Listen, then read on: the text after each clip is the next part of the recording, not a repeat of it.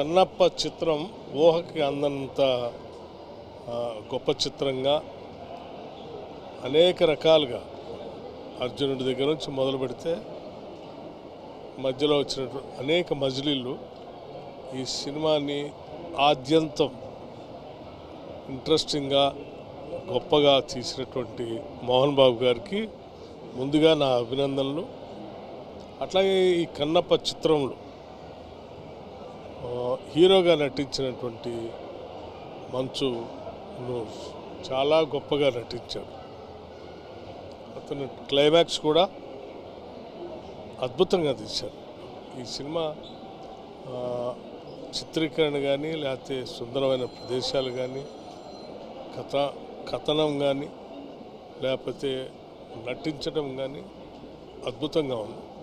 నిజంగా ఇది ఒక మైల్ స్టోన్ మూవీ. కన్నప్ప చిత్రం చూసినాక నిజంగా తెలుగు చిత్ర పరిశ్రమలో చాలా రోజుల తర్వాత ఇలాంటి సినిమా రావడం, ముఖ్యంగా ప్రఖ్యాత నటుడు మోహన్ బాబు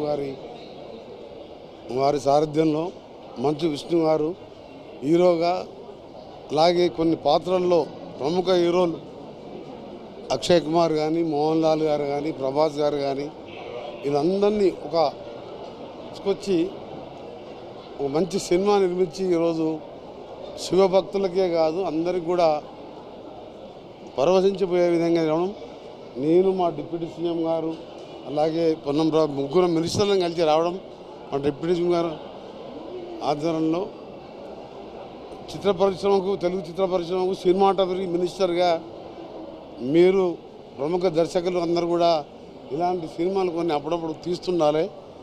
ఎందుకంటే ఈరోజు తెలుగు స్టోరీ, అలా కన్నప్ప స్టోరీ మనం గతంలో చూసినాం. అందుకనే సినిమా ఇండస్ట్రీ మినిస్టర్గా కొందరికి కోరుతున్నాను, అందరు కూడా ఇది ఒక మన హిందూ మతం కానివ్వండి,